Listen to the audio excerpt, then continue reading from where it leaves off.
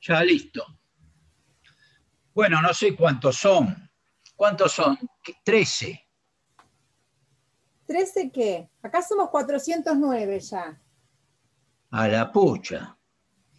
Yo tengo 14 en este momento en el chat. Ah, no, 409 participantes. Así Tenés es. razón.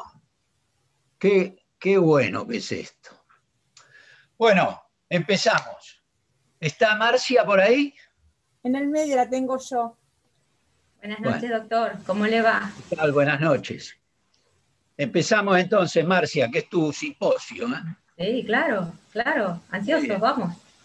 Bueno, buenas noches a todos, a los que en este momento nos está uniendo esto que ya nos estamos acostumbrando, hasta yo me acostumbro, que es la virtualidad.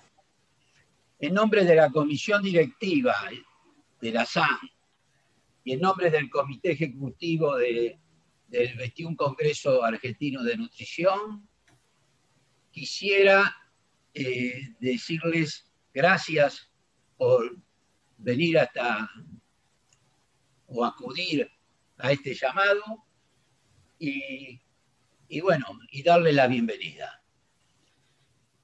Les tengo que decir que este 21 Congreso Argentino de Nutrición en realidad es el primer congreso virtual que se va a llevar a cabo en la Sociedad Argentina de Nutrición. Es decir, lamentablemente por la pandemia y por todo lo que ya sabemos y sufrimos, no pudimos hacer el congreso presencial y bueno, acá tenemos el primer congreso de nutrición virtual.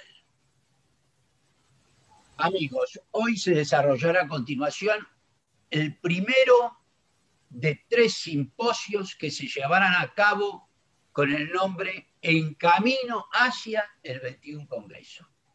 3 simposios que nos harán vislumbrar algunos campos de la nutrición, de los 3 ejes temáticos que tiene el contenido de este congreso y que se desarrollará este congreso entre el 10 y 13 de noviembre. O sea, el día 10, 11, 12 y 13, 4 días que vamos a estar juntos a la pantalla, en las preguntas, con streaming, etcétera, con todo lo que podamos tener para hacer de esto algo lo más cordial posible y numeroso posible.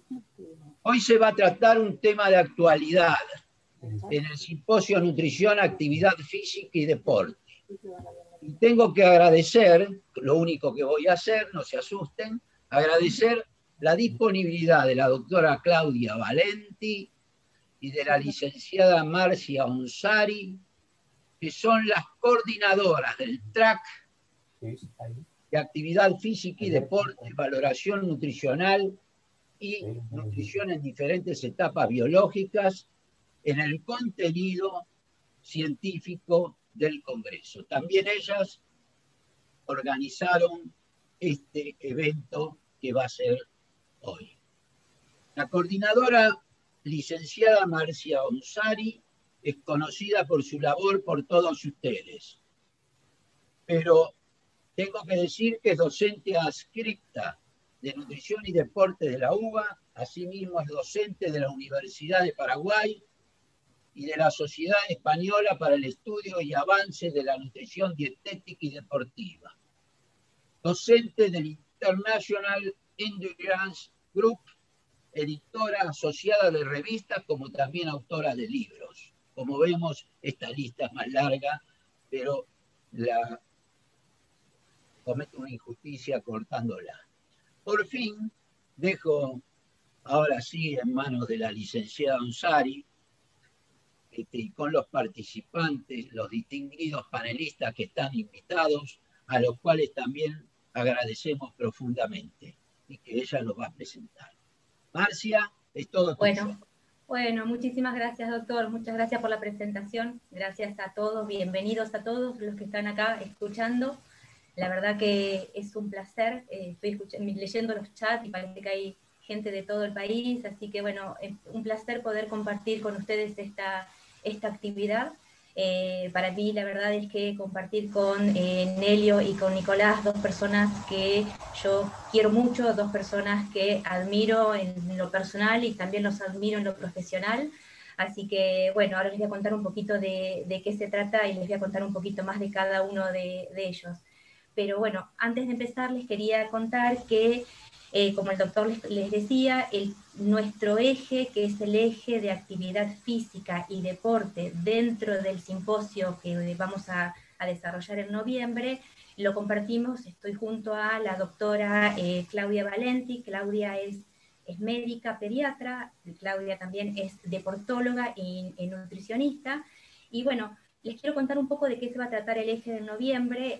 Tiene 3 pilares importantes. El pilar de la actividad física, que lo que nos proponemos con este pilar es desarrollar el tema de la actividad física, pero desde diferentes aspectos, como por ejemplo desde la salud, desde la enfermedad, desde los diferentes grupos etarios. También vamos a hablar en el eje van a haber actividades, simposios o conferencias o mini conferencias sobre deporte, específicamente deporte, y vamos a hacer foco en todas las actualizaciones que hay en la temática, en la alimentación, en la suplementación. Y hay el tercer eje, que es muy importante y que tal vez es sobre el que menos hay escrito, es sobre evaluación nutricional. Vamos a intentar atravesar la evaluación nutricional tanto de la actividad física como en el deporte, qué herramientas contamos, cuál es el alcance de una antropometría, cuál es el alcance de los métodos para evaluar ingesta alimentaria, evaluación nutricional tanto en la salud, como por ejemplo adolescentes o niños, como en la enfermedad o en la recuperación, o por ejemplo en cirugías bariátricas. Así que el eje tiene muchas actividades. Tenemos, por suerte, dentro de este simposio, muchas actividades relacionadas con la temática actividad física y deporte. Y lo que queríamos mostrarle con Claudia y con la sociedad es un par de charlas que van a estar a cargo de Nicolás y de Nelio, para mostrarle más o menos cómo va a ser la dinámica. La primera charla va a estar a cargo de Nicolás, que va a desarrollar el tema de alimentación en trail, y la segunda charla va a estar a cargo de Nelio, que Nelio nos va a contar el rol de la alimentación y de la actividad física dentro de un estilo de vida saludable. Así que bueno, eso respecto a la presentación de este simposio. Y respecto a la metodología, la idea es, yo voy a estar muy atenta al chat y voy a ir anotando las preguntas que a ustedes les vayan surgiendo. Las preguntas que se repitan son las que vamos a intentar responder al final del simposio. Bego va a estar a cargo del YouTube, así que ella va a ir respondiendo también, va a ir anotando las preguntas en el YouTube. Y bueno, y empezamos con la primera charla. La primera charla está a cargo de Nicolás. Les cuento un poco sobre Nicolás. Nicolás, el licenciado Nicolás Pedrido, es licenciado en nutrición de la Universidad de la Cuenca del Plata, es magíster en actividad física y salud de la Universidad Europea del Atlántico, tiene un posgrado en nutrición aplicada al deporte de la Universidad de Morón, y es antropometrista ISAC 3, y es un deportista, según él, aficionado. Así que bueno, bienvenido Nico, un placer compartir con vos este momento. Así que bueno, todos tuyos. Bueno, buenas noches a todos. Gracias, Marcia. Gracias por el espacio, a la SAN también. Muy agradecido, y para mí es un privilegio poder estar acá, sobre todo con dos personas que formaron parte de mi formación, ¿no? Académica, y para mí es un honor estar acá. Así que te agradezco, Marcia. Voy a compartir pantalla, si me podés dar el ok, si se ve. Esto creo que está a cargo Bego. Bego, vos le das la... ¿Ahí se ve? No, no lo estoy viendo yo, Nico. A ver. Gloria, ¿vos estás ahí? Ahí está. Ahora sí, Nico. ¿Ahora sí? Sí, sí. Bueno, bárbaro, arranco entonces. Todo tuyo. Bueno, el tema que tengo para hablar es alimentación y trail running, una actividad de la cual, como dijo Marcia, soy aficionado, la practico hace ya casi 6 años. Bueno, justamente parte de los objetivos de esta charla van a ser conocer algunas características del trail running. Para aquel que lo practica, probablemente ya lo sabe. Para el que no lo hace, es una actividad que tiene un montón de cosas lindas, dinámicas y que uno va conociendo a través de las carreras, de las competencias, de los desafíos que se van proponiendo.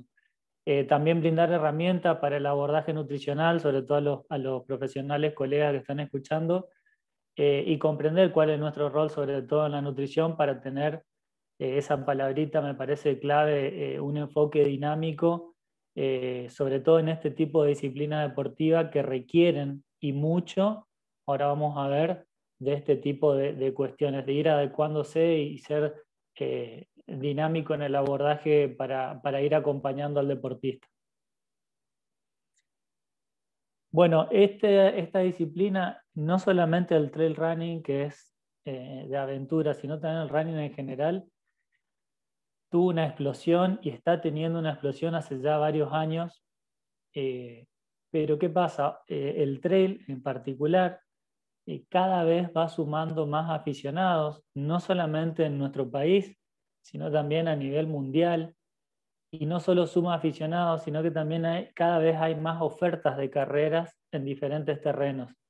Entonces eso es lo que lo hace llevadero también a este tipo de disciplina y que uno quiere conocer y siempre quiere ir uno más y otra más y va sumando kilómetros y va sumando diferentes geografías y eso es lo interesante por ahí que uno le va encontrando a este tipo de deporte.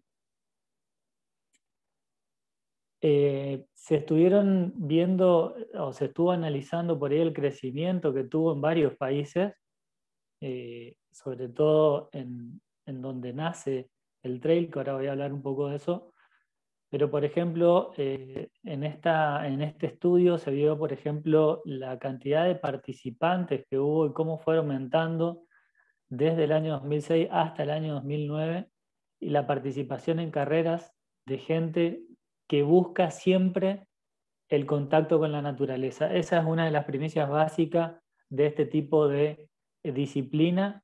La persona quiere salir de la calle, quiere salir de la ciudad, quiere estar al aire libre, quiere encontrarse con uno mismo y eso hace a que esto vaya teniendo cada vez más adeptos. Por ejemplo, en este estudio se analizó la participación del análisis, se le hizo de cómo fue aumentando la cantidad de personas y de números de carrera desde el año 78 hasta el año 2008 de ultramaratones de 161 kilómetros. Entonces, la oferta cada vez es mayor, como dije anteriormente, y cada vez se ve que la gente está entusiasmada con este tipo de carreras.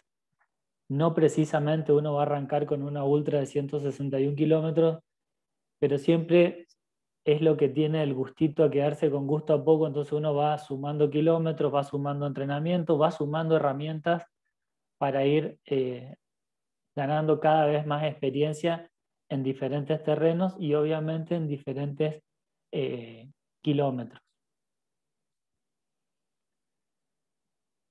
Esto es un estudio que se hizo en España. Fíjense, en el año 2000, desde el año 40 hasta el año 2015, es un estudio que se hizo y se evaluó la evolución del trail y de las carreras de montaña. Acá lo que se vio fue el avance y la evolución de las ofertas de carrera que hay.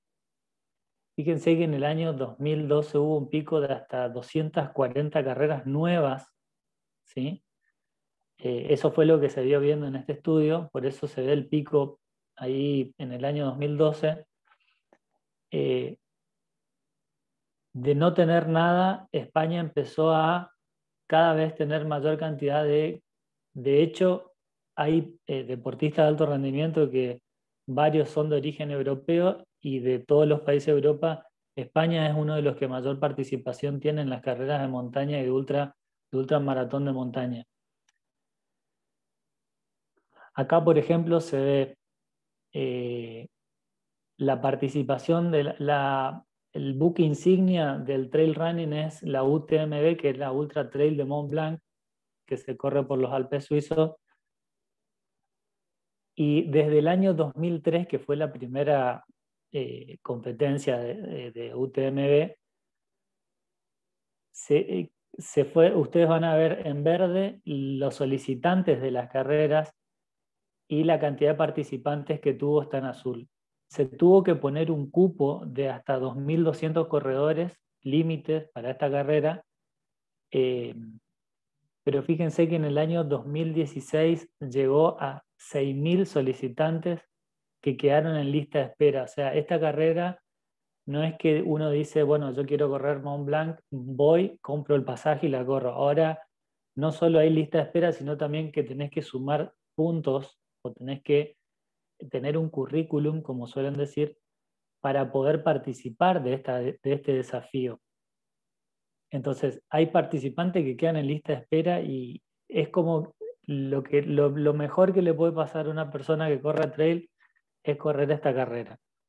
La hermana menor de la de Mont Blanc es la CCC, que son menos kilómetros, ¿sí? Son 101, y también tuvo un crecimiento. Obviamente la cantidad de participantes es menor, tiene un cupo de 1.800, pero también hubo un aumento de los solicitantes. Entonces, acá es donde se ve la cantidad de gente que no solo se vuelca para el lado del trail, sino que también cada vez suma más adeptos. Obviamente que acá estamos hablando ya de una carrera que requiere una preparación y tener encima varios kilómetros y varias carreras para poder cumplir con este desafío, ¿sí? Bueno, y llegamos a nuestro país, que nuestro país no tiene nada que envidiarle a las carreras de Europa, porque nosotros, por todo a lo largo y ancho del país, tenemos diferentes tipos de desafíos en diferentes geografías, en diferentes altitudes, con diferente climatología. En el norte de nuestro país, por ejemplo, el Raíz de Colombia y Salta, que es una carrera de etapa por etapas, ¿sí?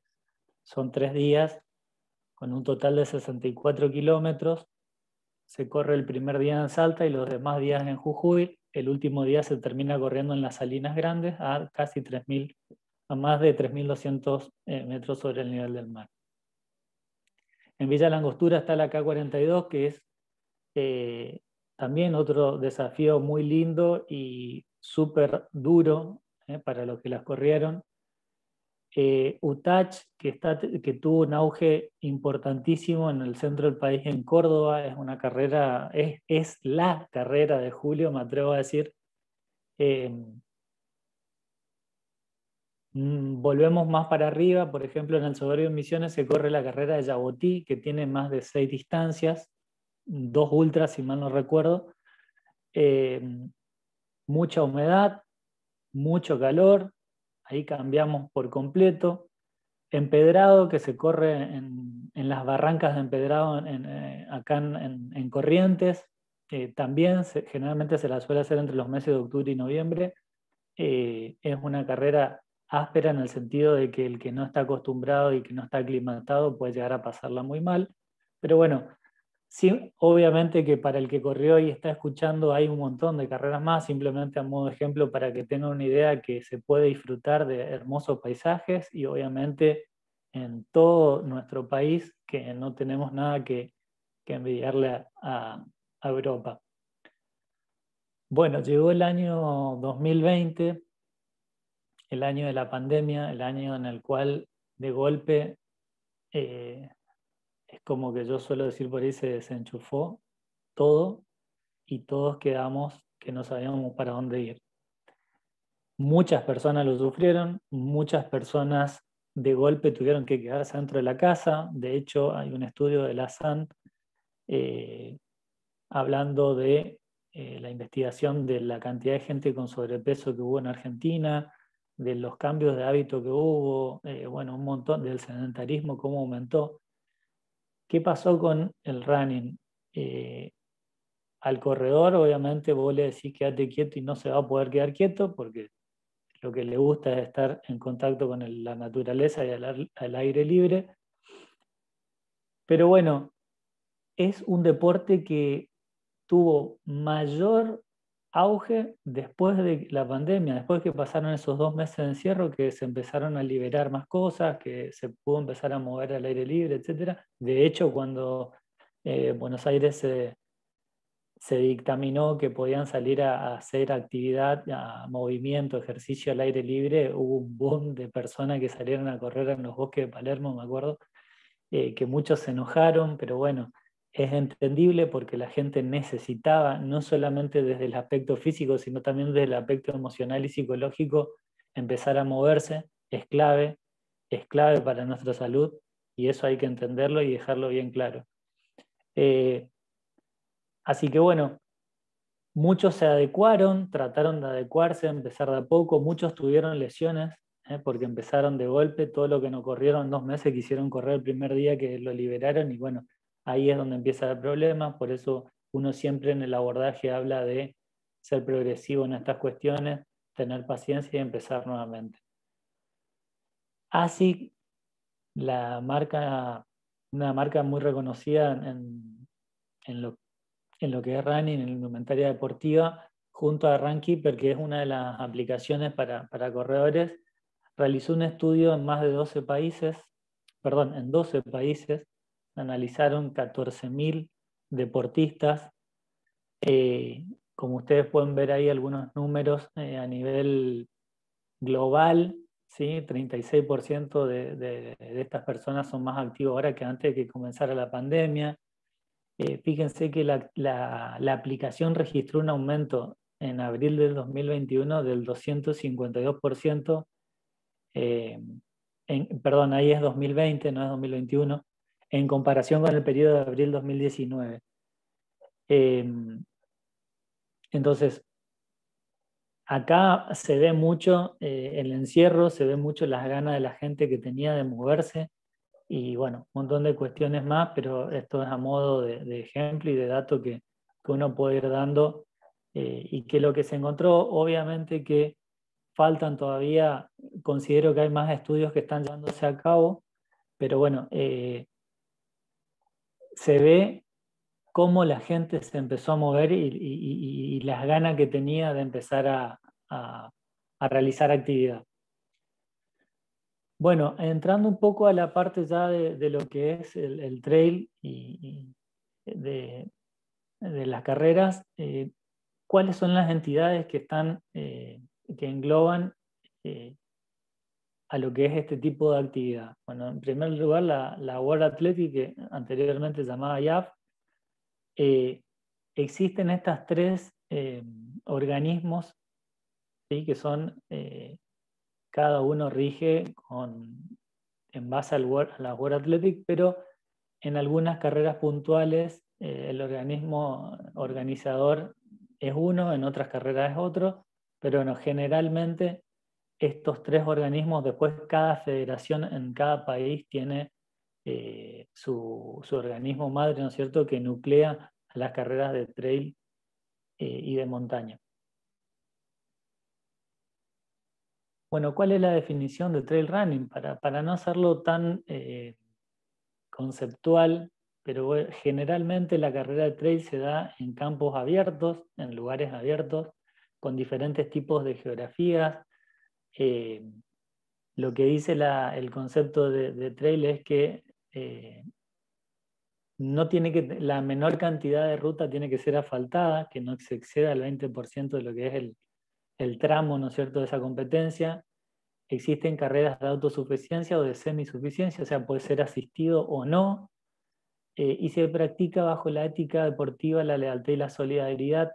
Esto es algo que el que corre trail lo sabe, el no contaminar los ambientes donde se va a correr, el no tirar los geles en los lugares donde los geles o lo que consuma cuidar siempre el medio ambiente, porque muchos lugares donde se realizan competencias son entidad nacional o son parques nacionales en los cuales requiere de un cuidado del medio ambiente estricto. Por eso también habla de la solidaridad con el medio ambiente y de cuidar en los lugares en los cuales uno tiene la posibilidad de correr. Bueno, entrando a lo que es la parte de la clasificación de este tipo de carreras, nosotros dentro de lo que son lo que es trail y ultramaratón tenemos antes que nada definir qué es lo que es una ultramaratón. Bueno, ultramaratón se la llama a cualquier carrera que supere los 42 kilómetros o una maratón completa. Tenemos diferentes, decía, tipos de competencias. Por ejemplo, se pueden correr en ruta y en pista. La ultramaratón, existen pruebas oficiales y pruebas no oficiales. Generalmente las pruebas oficiales cuentan con un campeonato nacional, mundial y continental. Esto más que nada a modo de que cada uno sepa qué es lo que está por hacer. Por ahí uno a nivel conceptual dice, bueno, voy a correr una prueba oficial de 12 horas y en realidad no es oficial. No quiere decir que no se lo pueda hacer, simplemente para conceptualizar y que quede claro. Existen grandes travesías, por ejemplo, por etapas, se corren en desiertos.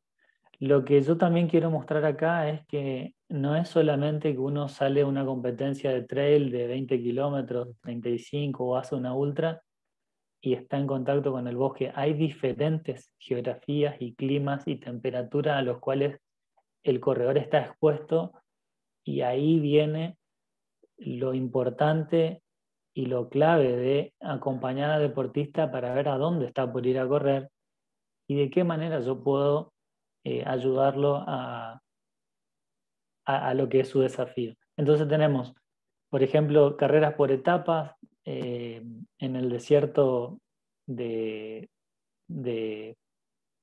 Marruecos, que es la Maratón de Sables.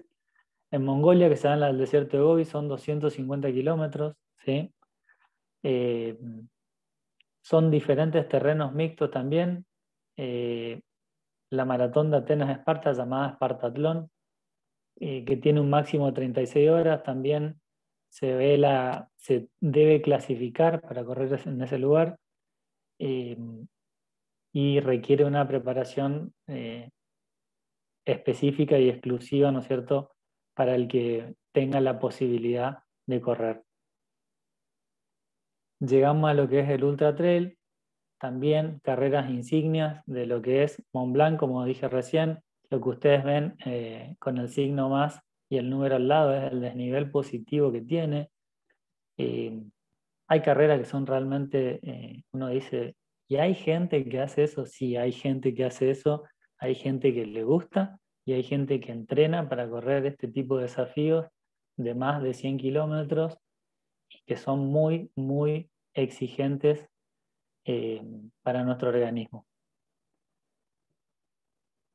Bueno, y tenemos, yo digo, hay carreras en ruta, en pista, de travesías, de ultra trail, y después tenemos esto que no sé qué nombre ponerle porque es una nueva, un nuevo desafío, digamos, se llaman Backyard Ultra, que no es ni más ni menos que correr 6,6 kilómetros en una hora. ¿Y quién es el ganador? El ganador es el que da más vueltas, ¿sí?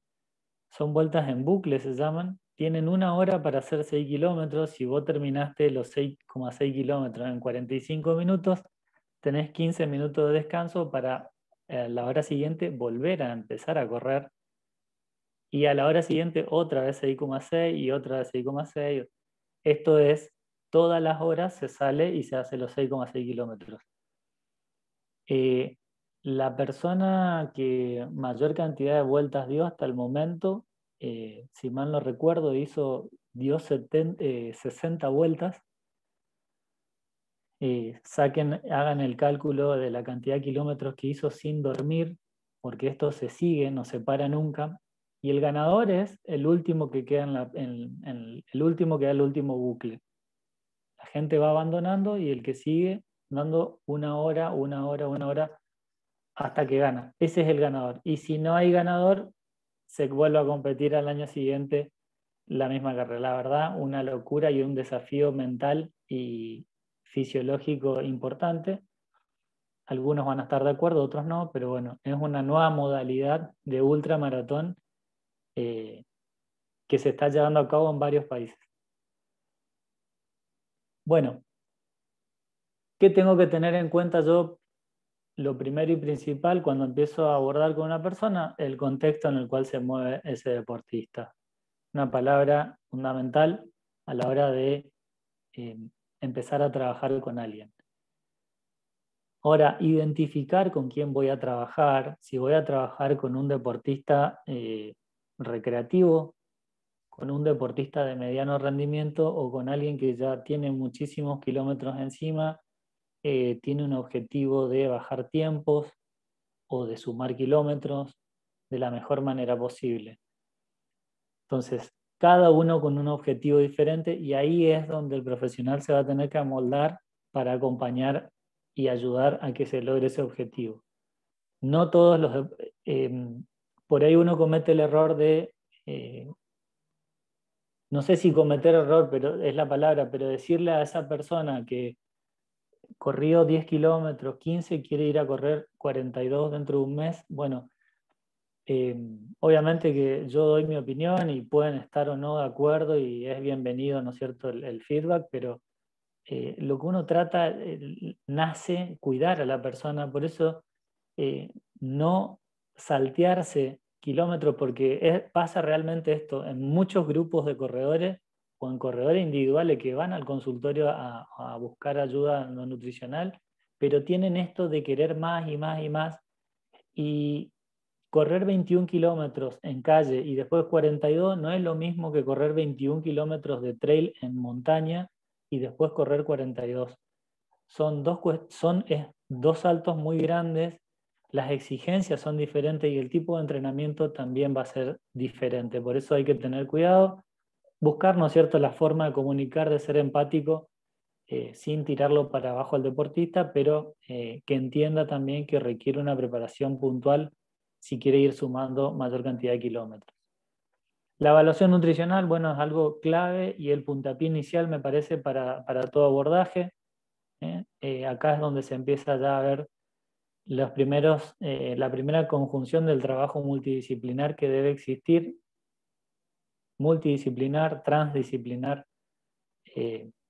para acompañar al deportista. Nosotros necesitamos evaluar la parte bioquímica, necesitamos saber un poco del entrenamiento, necesitamos saber y hacer la evaluación de su ingesta, de todos los macro y de los micronutrientes, de su hidratación, de cómo come, qué come, cuándo, dónde, por qué, cómo es su ingesta durante los entrenamientos. Hacer esta parte de evaluación me parece fundamental, pedir registro de comida para tener en cuenta sus ingestas, si hay mucha variabilidad o no en el día a día. ¿Para qué? Para que nosotros podamos adecuar el plan alimentario y adecuar la ingesta, ¿no es cierto?, los horarios y tipo de entrenamiento que tenga esta persona, por supuesto, a los viajes y a los cambios de rutina que tenga.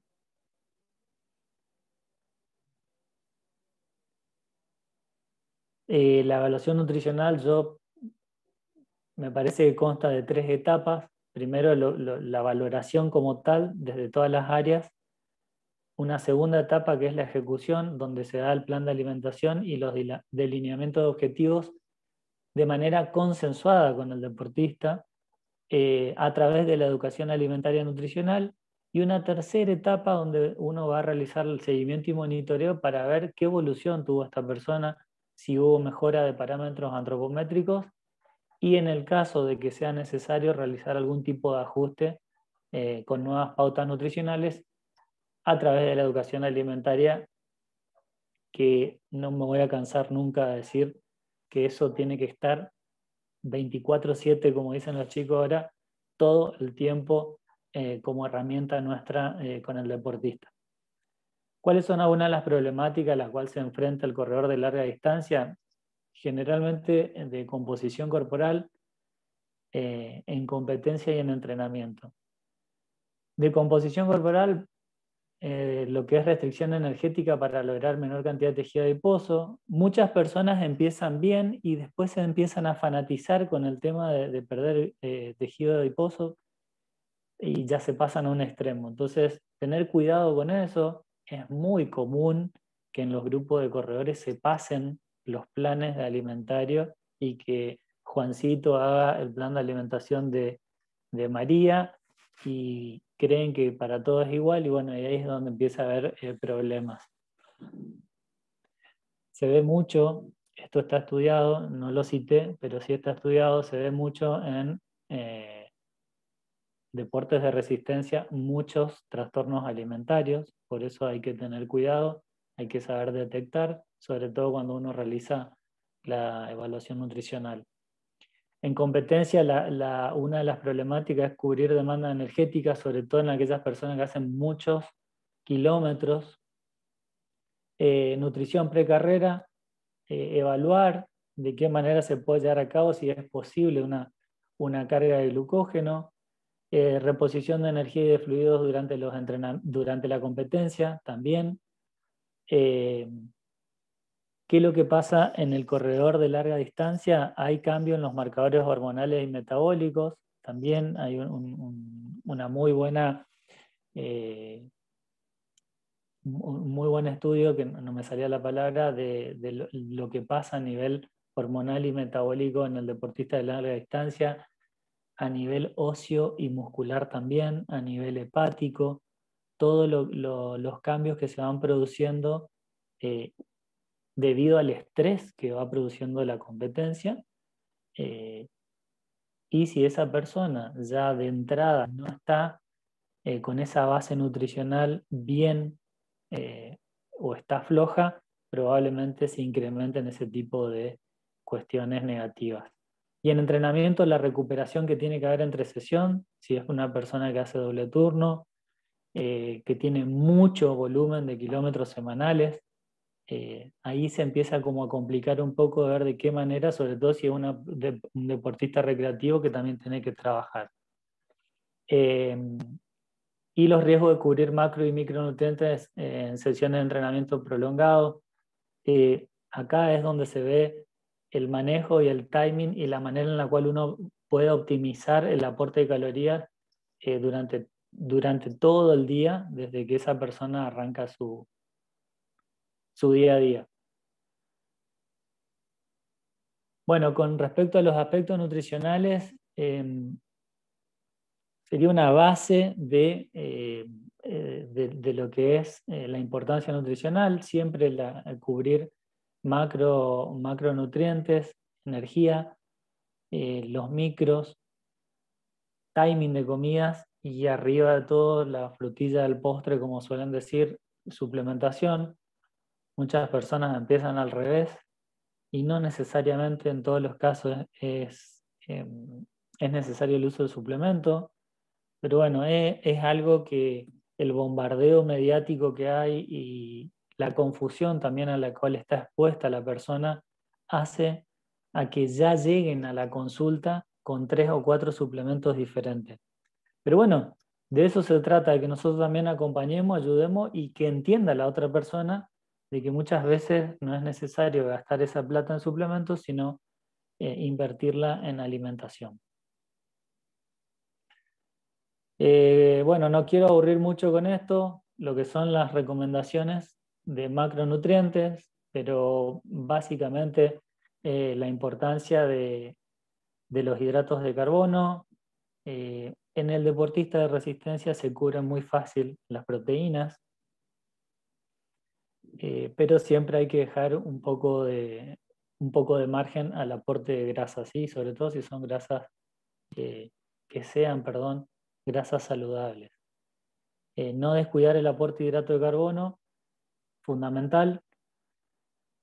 También podemos hablar de ese tema largo y tendido, pero yo por el tiempo que tengo para hablar no me quiero explayar demasiado, por eso quiero avanzar.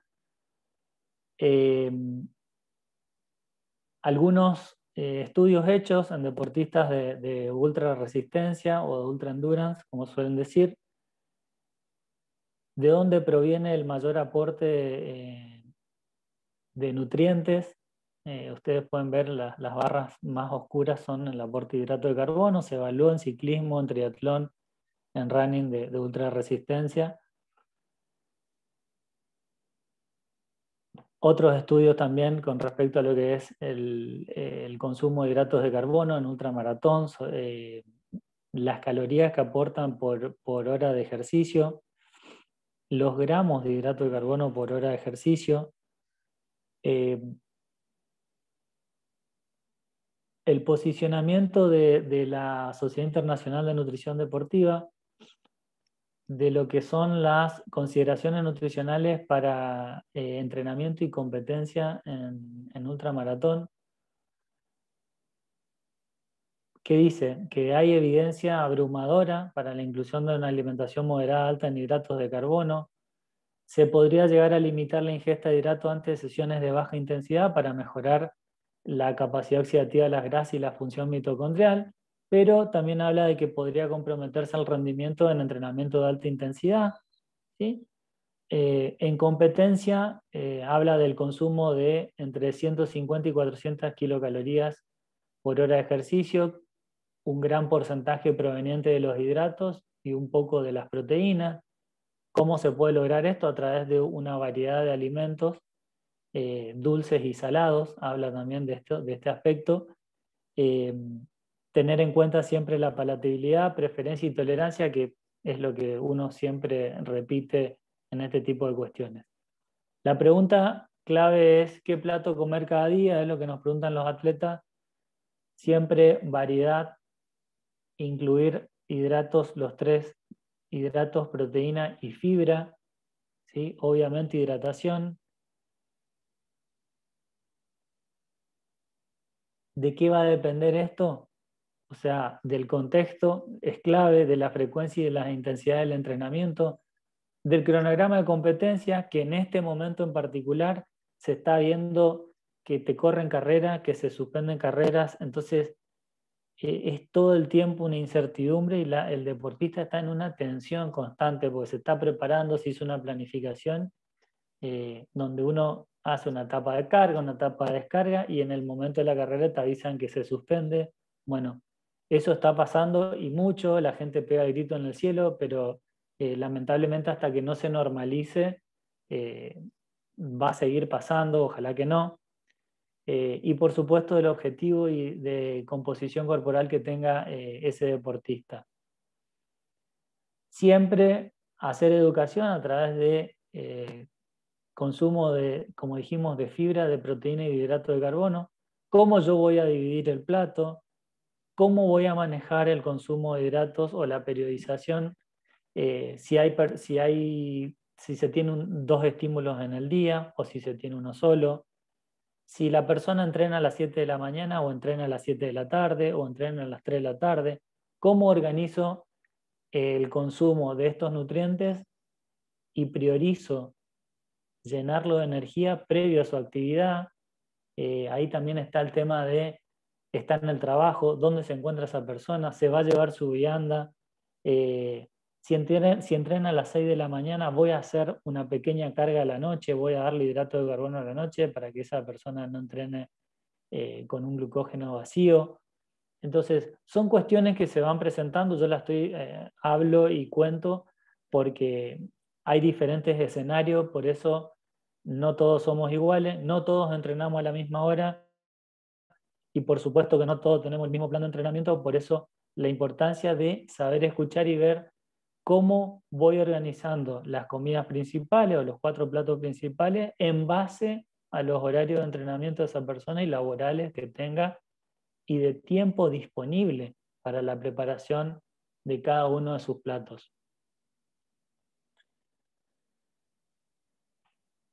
Entonces, un resumen de cómo armaríamos el plan nutricional, siempre desde la evaluación a través de los gustos, preferencias y los hábitos, evaluando su ingesta, los objetivos de composición corporal, el nivel de condición, la condición física de esa persona, si entrena fuerza o no. En muchos corredores o en muchas personas que hacen running le escapan un poco a la fuerza. Pre, intra y post, clave, no solo en competencias, sino también en los entrenamientos. Y la suplementación, dejo ahí el signo de pregunta.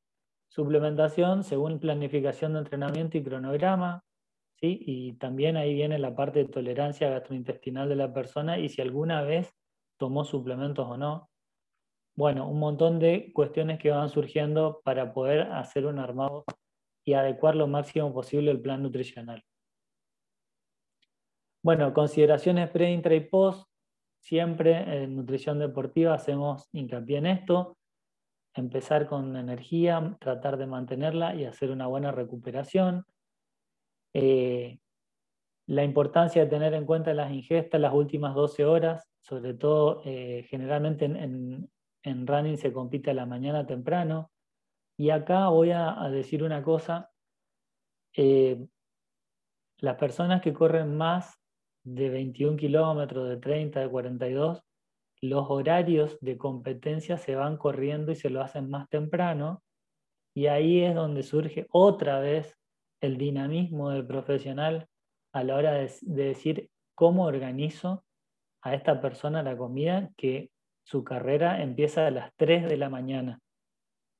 Está bien, sí, yo voy a decir, bueno, un desayuno sería ideal de esta forma, evitar la fibra, claro, pero yo corro a las 3, Nicolás. ¿Qué hago? ¿Cómo organizo las comidas previas? Bueno, esas últimas 12 horas que aparecen ahí van a ser clave en el momento de organizar las ingestas de esa persona. Como bien dice ahí, mantener lo que se viene trabajando, los días de fondo, tratar de no innovar. El horario de salida, como dije recién, y priorizar lo que se viene consumiendo en la rutina previa a la carrera. Esto más que nada haciendo referencia a lo que es el desayuno. Bueno, pequeño gráfico de la importancia de los hidratos de carbono, por eso aparece ahí medio como un semáforo. Tener cuidado con el tema de la fibra. ¿Sí? Las infusiones no están por nada en particular ahí, hay personas que toleran súper bien. Lo mismo pasa con los lácteos, hay personas que dicen, mira, yo me puedo comer un yogur con cereales y no me pasa nada, y me como media manzana, está perfecto, puede pasar, pero acá se suman dos cuestiones. Primero y principal, el horario de salida de esa persona, de la carrera, de iniciación, ¿no es cierto? Y el estado de ansiedad en el cual está el corredor. Hay personas que se les cierra el estómago y no pueden comer nada. Entonces, ¿cómo hacemos ahí para que esa persona no arranque una carrera de 42 kilómetros sin nada en el estómago? Bueno, son desafíos que se van presentando a la hora de ver cómo yo organizo la comida. Abordaje día del evento, esto sería en la parte de desayuno, siempre buscar alimentos ricos en hidratos de carbono que aporten energía de absorción rápida. Voy a ir viendo qué le doy, qué podría comer esa persona en base a lo que se estuvo individualizando y practicando anteriormente. Y cómo se va a armar la intracompetencia, que me parece fundamental. Cuanto más kilómetros hagamos, más importantes son las ingestas previas. En los días de fondo generalmente es donde Nico, se prueba. perdón, Sí. 5 minutitos, ¿sí? Bueno, generalmente es donde se prueba en los fondos largos la mayor cantidad de comida, no solo de las comidas previas, sino también durante el fondo, ¿sí? Bueno, voy a seguir porque si no, no voy a llegar. Pensé que me iba a dar un poquito más de tiempo, Marcia. Pero bueno, básicamente quería mostrarles la intracompetencia, perdón, haciendo hincapié en los hidratos de carbono. Las recomendaciones seguramente las habrán leído o no.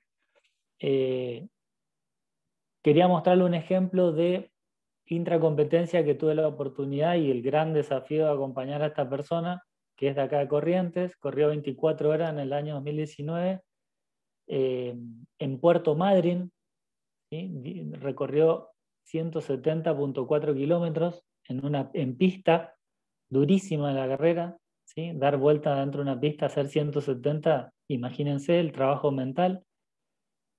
Fluidos, hidrato de carbono y sodio, se organizó de esa forma.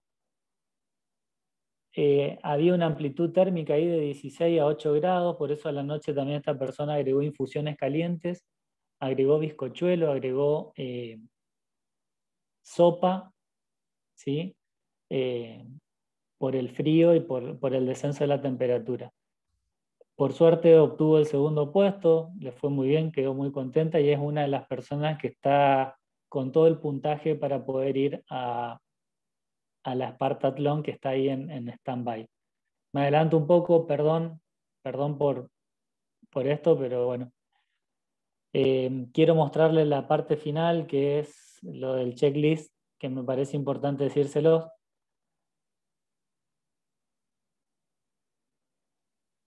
Bueno, esto para tenerlo en cuenta, sobre todo para los colegas que me están escuchando,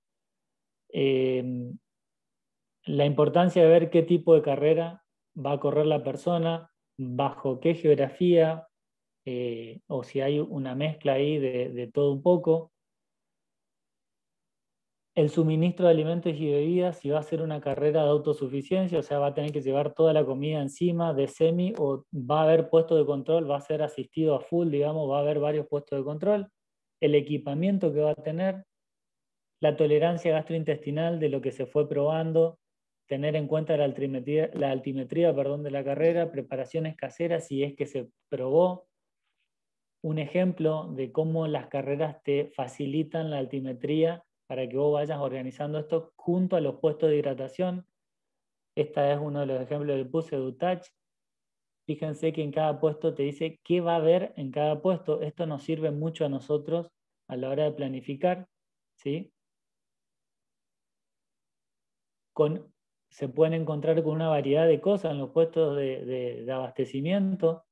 Generalmente hay frutas, pero en carrera, y dependiendo de la organización y del nivel de organización, pueden encontrarse con platos calientes, con platos fríos, con un sector que es exclusivo para celíacos. Bueno, es súper interesante ver todas estas cuestiones que me parecen importantes a la hora de tenerlas en cuenta en la planificación. Bueno, voy a cerrar diciendo esto. Primero y principal, respetar la individualidad de la persona o del deportista. Tratemos de transmitir flexibilidad, de no llegar a esa flexibilidad a la persona, de que no se vuelva loca cuando no encuentra algo en la casa y no tiene justo lo que se le planificó, que trate de adecuarse. No transmitir fanatismo y extremo nutricional a la persona. Y por supuesto trabajar la empatía y la escucha activa me parece más que importante a la hora de acompañar al deportista. Así que bueno, perdón que me tuve que pasar, pero bueno, hasta acá llegamos. Nico, sí. divina tu charla. Me están queriendo matar en el chat por haber cortado la charla, pero bueno, lamento, porque si no, no vamos a llegar. Quedaron un montón de preguntas y muchas de las respuestas a las preguntas que te están haciendo seguramente estaban en tu charla. Les vamos a dejar para el final. La verdad que es un tema sumamente atractivo. Tendrías que haber ido leyendo todas las preguntas que te iban haciendo en los comentarios, así que felicitaciones. Divina la charla, y al final hacemos las preguntas, ¿sí? Bueno, sí, no hay problema, Marcia. Dale. Perdón por haber cortado la charla. Dale, entiendo, no hay problema. Seguimos con la segunda parte del simposio. La segunda parte va a estar destinada a lo que es actividad física, alimentación y actividad física, la importancia que tienen estos parámetros para mejorar la calidad de vida o dentro de lo que es un estilo de vida saludable. Va a estar a cargo del doctor Nelio Bazán. Nelio es médico, es especialista en nutrición, y en Medicina del Deporte, es magíster en Metodología de la Investigación, doctor en Ciencias de la Salud, docente en la Universidad Nacional de Rosario, en la Universidad Católica de Salta, en la Universidad Abierta Interamericana y en la Universidad Mariano Gálvez de Guatemala. Es asesor en Ciencias Aplicadas al Deporte en el Centro de Entrenamiento French Clay Tenis de Rosario y es el autor del libro Bases Fisiológicas del Ejercicio. Es un investigador en fisiología aplicada y es un apasionado del tema. Nelio es de las personas que cuando uno lo llama te dice, estoy terminando de leer un PDF y en el día ya se había leído 2 o 3 PDFs por día. Así que bueno, bienvenido Nelio y todos tuyos. Bueno, muchas gracias Marcia. Felicitaciones Nico por la presentación. Es un orgullo y emocionante ver alumnos que están creciendo tanto. Así que muy contento. Bueno, gracias, Nelio. Pero lo mío no va a ser tan divertido como lo de Nico, porque lo mío, vamos a salir del campo estrictamente de la nutrición deportiva y vamos a ir más hacia algunas áreas como la epidemiología de la actividad física. Entonces va a ser un poquito una visión más macro en algunos aspectos, ¿no? Así que bueno, si puedo compartir pantalla. Voy a empezar a compartir mi pantalla.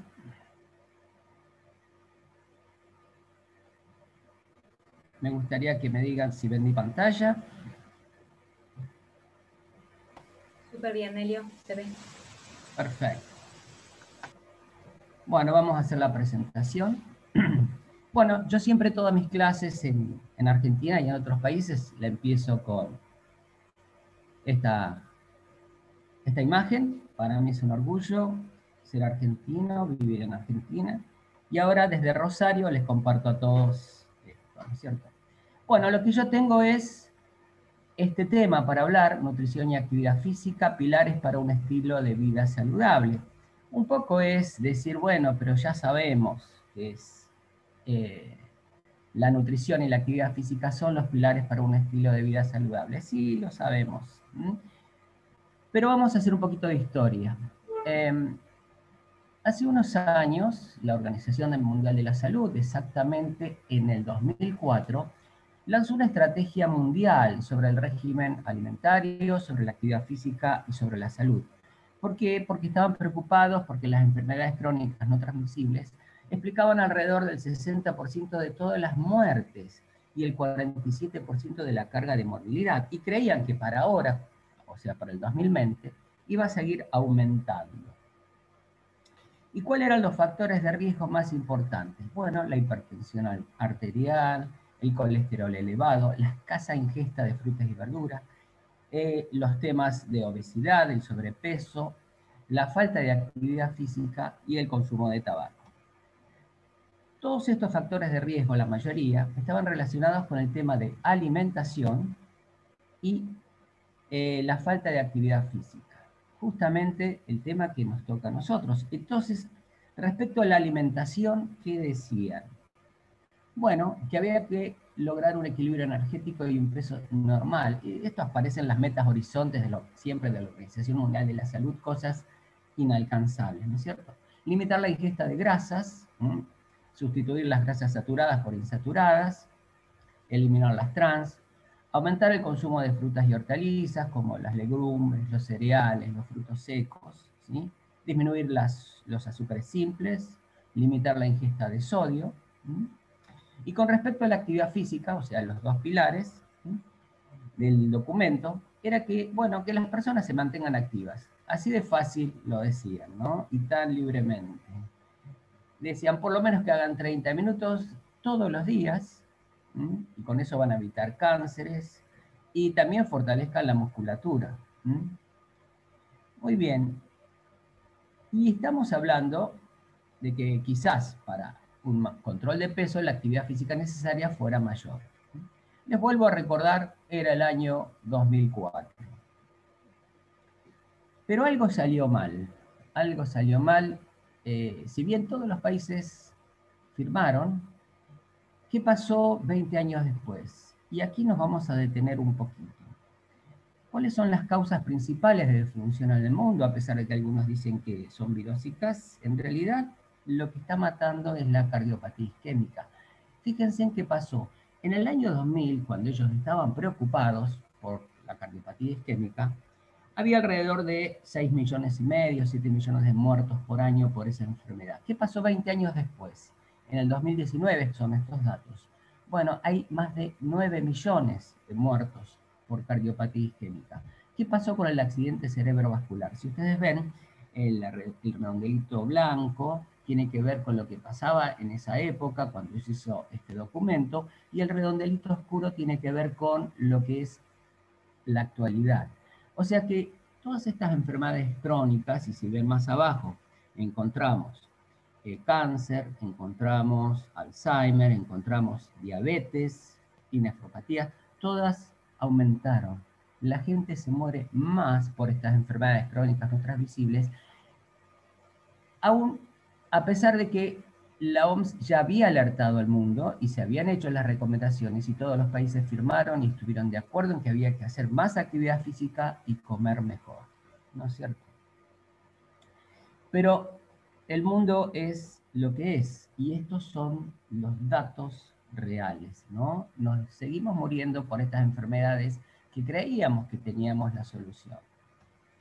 Bien, la obesidad, ¿no es cierto?, sigue creciendo a nivel mundial. Esto es en realidad una pandemia.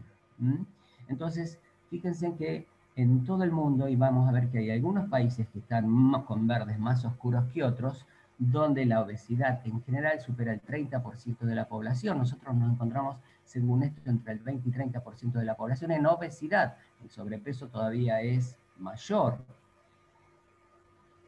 y sigue creciendo. Por ejemplo, en Estados Unidos se había puesto una meta de gente saludable para el 2010, ¿sí?, en reducir la obesidad de los adultos a un 15%. Bueno, lo que pasó fue que ningún estado la cumplió, ningún estado de Estados Unidos la cumplió. Pero 30 estados se alejaron en un 10% o más de ese objetivo, ¿sí? La prevalencia de la obesidad, entonces, osciló en Estados Unidos entre el 18% y el 32%. ¿Y quién tenía la culpa? Y los pobres, las mujeres negras no hispanas y los hombres negros no hispanos, según las estadísticas en Estados Unidos. Fíjense que también se observa una distribución geográfica, ¿no?, de esta problemática. Estados Unidos es muy interesante porque tenemos bastantes estadísticas de ellos. No es que me guste o no me guste Estados Unidos, nos da muy buena estadística, entonces lo vamos a usar. Vamos a ver esto, y acá se me presenta un problema, que la verdad que me olvidé en esta diapositiva de ponerle el nombre a este cuadro. Por ahí ustedes me pueden ayudar, porque este tampoco tiene nombre y este tampoco. Fíjense en estos mapas. ¿Me podrán decir alguien, si quiere abrir el micrófono, de qué se trata? Bueno, uno es de obesidad, estábamos hablando de obesidad, y otro podría ser de diabetes y otro podría ser de insuficiente actividad física. Pero ¿cuál es cuál? En realidad, a mí me parece que no importa cuál es cuál, porque son todos muy similares, y si nosotros le ponemos los nombres, nos vamos a encontrar que donde hay insuficiente actividad hay diabetes, donde hay diabetes hay obesidad, donde hay obesidad hay insuficiente actividad física. Parece un ciclo que se perpetúa. Esto es una forma muy gráfica de ver la asociación entre una mala alimentación, entre un aumento de la inactividad física o la insuficiente actividad física y las patologías. Es todo un círculo perfecto y mortal. ¿Y en Argentina qué pasó en los últimos años? Bueno, nosotros tenemos una encuesta y lo que quiero es señalar lo que se llama la palabra encuesta. Encuesta significa preguntarle a la gente, ¿no es cierto? que tiene un lado positivo desde lo metodológico, que es la N. Estas encuestas nacionales hechas por el INDEC tienen entre 50.000 y 35.000 casos cada una, ¿no? Se hacen cada 4 años, son bastante costosas, ¿sí? No son censos, ¿no es cierto? Sino son, hay una selección de los casos, ¿sí?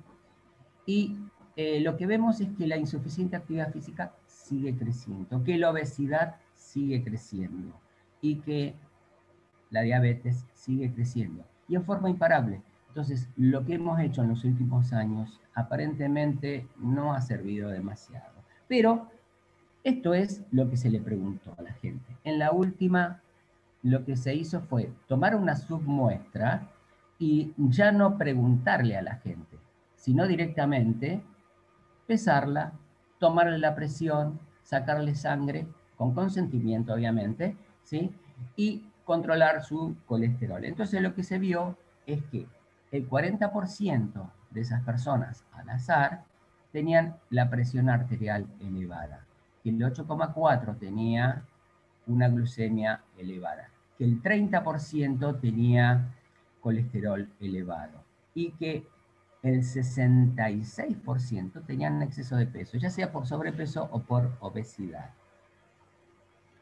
Lo cual significa que estamos cada vez en peores condiciones de salud. Bien, nosotros, por supuesto, con nuestros amigos, la doctora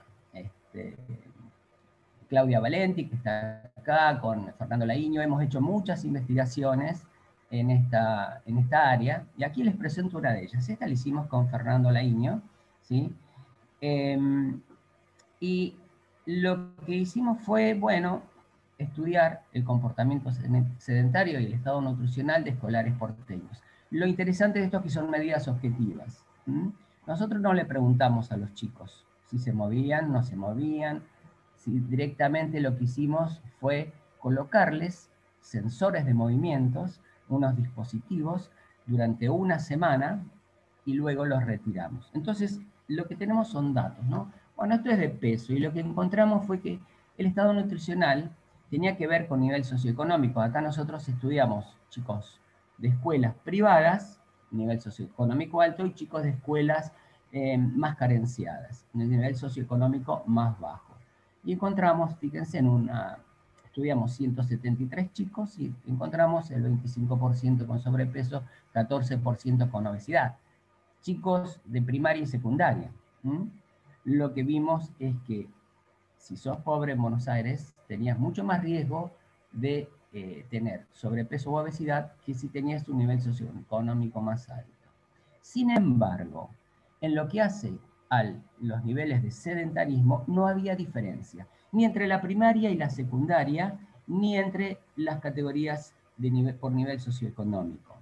Todos tenían una media, y no había diferencias estadísticamente significativas entre los grupos, de 30 minutos aproximadamente por día de actividad física, exactamente la mitad de lo que la Organización Mundial de la Salud recomienda para un niño, para un joven, como mínimo.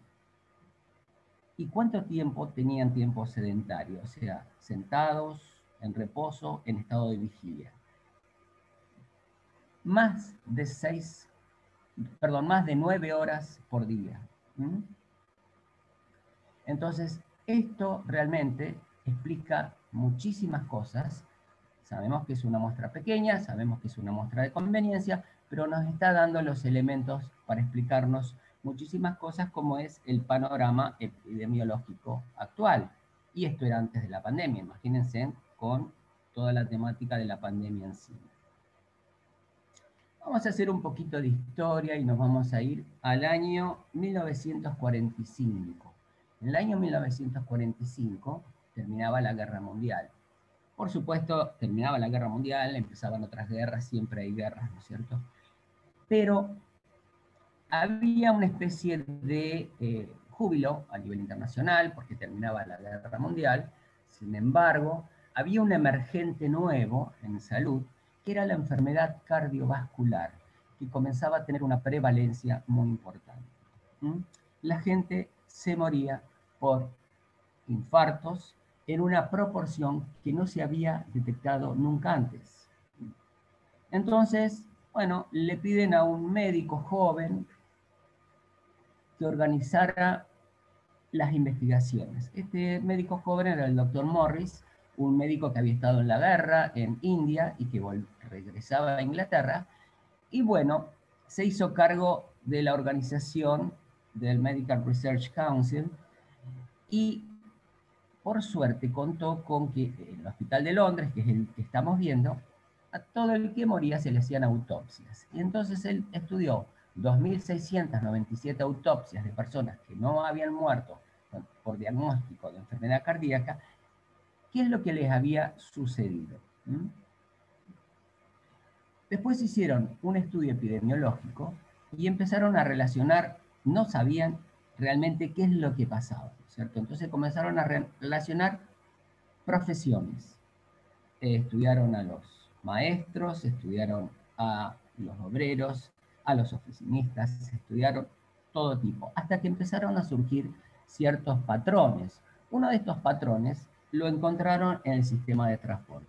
Resulta que este señor que trabaja sentado, que es el que maneja el colectivo, estos son los double deckers típicos de Londres, tenía una morbimortalidad muy diferente de este otro señor, que era el que cobraba y se pasaba las 8 horas de trabajo, en vez de estar sentado, subiendo y bajando escalones. ¿Cuál era la diferencia entre uno y otro? Era que el señor que cobraba subía y bajaba 600 escalones por día. Morris empezó a relacionar la actividad física en el trabajo con la morbimortalidad por causas cardiovasculares. Y, por supuesto, los cardiólogos ingleses de la época lo ignoraron.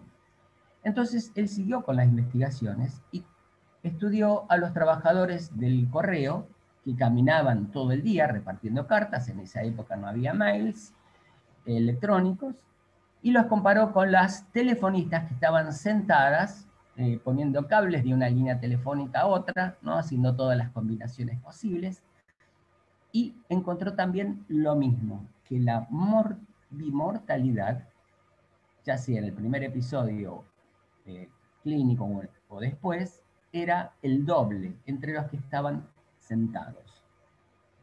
Por supuesto que tampoco le creyeron. Le dijeron, bueno, lo que pasa es que todos los conductores son obesos, ¿sí? Y él hacía un estudio retrospectivo y no contaba con la posibilidad de ver si eran obesos o no. Entonces, porque no tenía el peso y la talla de todos los muertos, todas esas personas muertas que él estudió, exactos. Entonces, pero sí en algunos lugares, por ejemplo, en el correo, en las empresas de transporte, tenía las tallas de la ropa que le daban. Y con eso él lanza el concepto de la distribución de grasa. Sacó entonces lo que era la grasa de tipo ginoide de la grasa de tipo androgénica, ¿sí? La ubicación de la grasa de acuerdo al tallo, a la talla de la ropa que tenían estas personas. Bien, finalmente él publica sus trabajos y fue el primer trabajo que comenzó a relacionar la actividad física con la enfermedad. Actualmente hay miles de trabajos que se publican al respecto, pero el doctor Morris fue el primero.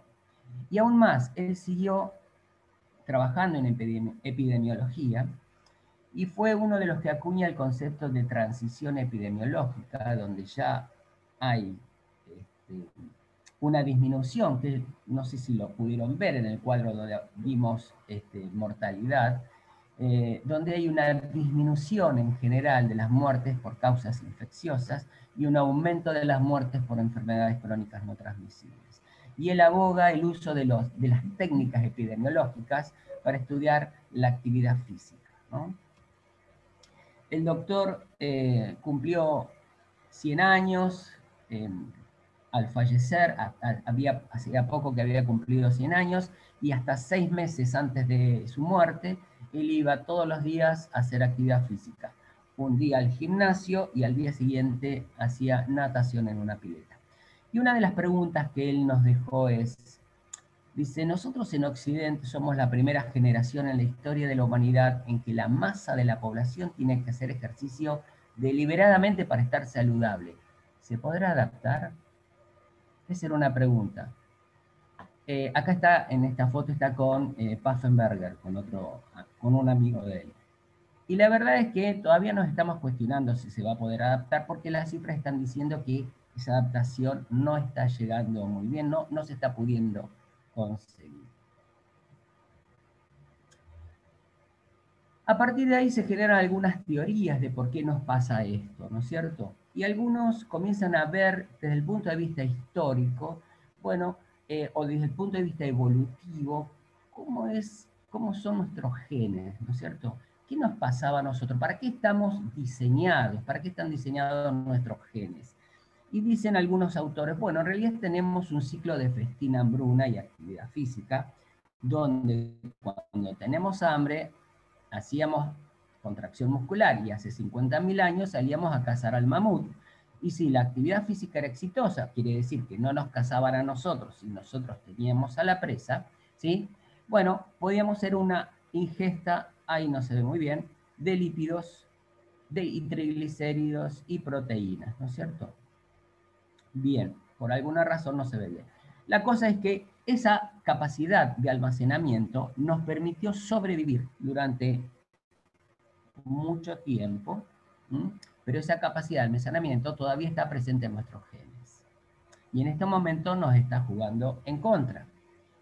¿Qué pasa con los grupos que todavía tienen una vida, un patrón de subsistencia como nuestros ancestros, como los cazadores-recolectores? Bueno, todavía hay, ¿no es cierto?, algunos grupos que todavía tienen un patrón de subsistencia basado en la actividad física. ¿M? Si nosotros estudiamos cuál es la aptitud física del hombre occidental común, por ejemplo, acá están los canadienses estudiados, ¿sí? Desde el punto, por ejemplo, de una variable de aptitud física como es el consumo de oxígeno, estamos hablando de mililitros por kilo por minuto, vemos que es muy baja comparada con los consumos de oxígeno que tienen estos grupos de personas que todavía sobreviven haciendo actividad física como parte de su vida diaria. Pero sí que son valores comparables a los de los deportistas nuestros atletas de alto rendimiento tienen estos consumos de oxígeno. Fíjense que son muy, muy similares, ¿no es cierto? Entonces, bueno, acá lo que tenemos que hacer notar es, ¿será que lo corriente, o sea, ser una persona civilizada, quiere decir tener menos aptitud física? ¿Será que los patrones de subsistencia nos mantienen con actividad física elevada y que eso sería común? ¿O sería lo normal para la supervivencia? Pero solamente nuestros deportistas de alto rendimiento lo consiguen a esos niveles de aptitud física. Puede ser. Parecería que lo genéticamente normal no es igual a lo culturalmente habitual. Y esto genera lo que nosotros llamamos un desfasaje y produce parte de lo que son las enfermedades de la civilización o enfermedades hipocinéticas, ¿no? Donde evidentemente hay un gran desbalance entre lo que nosotros gastamos y lo que consumimos. Otros autores dicen, la dieta y el estilo de vida cazador-recolector son el entorno para el cual genéticamente nos hemos adaptado. Y el no estar en ese entorno nos juega en contra. Entonces deberíamos hacer actividad física, ¿sí?, diariamente para estar más o menos adecuados a lo que nuestros genes nos dictan que seamos, ¿no es cierto? ¿Será así? Uno se pregunta, ¿y qué pasaría si hacemos al revés? ¿Qué pasaría si tomamos esta gente sedentaria y le hacemos hacer una vida activa nuevamente? Es decir, si vamos al revés. Bueno, veamos. Hace unos años, en 1984, hubo un estudio sobre aborígenes australianos. Como ustedes saben, sucede en todos los países, casi siempre, la tecnología hace que las zonas rurales sean expulsivas, ¿no? Entonces la gente va a las ciudades, los aborígenes expulsados de las zonas rurales por diferentes cuestiones, ¿no es cierto?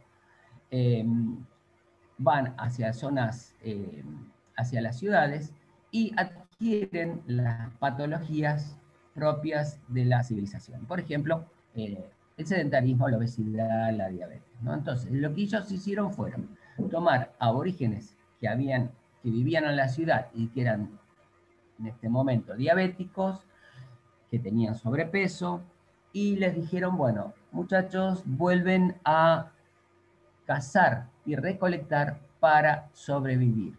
Es una experiencia que vamos a hacer, lo llevaron a una región muy aislada, a un día y medio en 4x4, ¿no es cierto? Y le dijeron, pueden comer lo que quieran, pero lo tienen que cazar, ¿sí?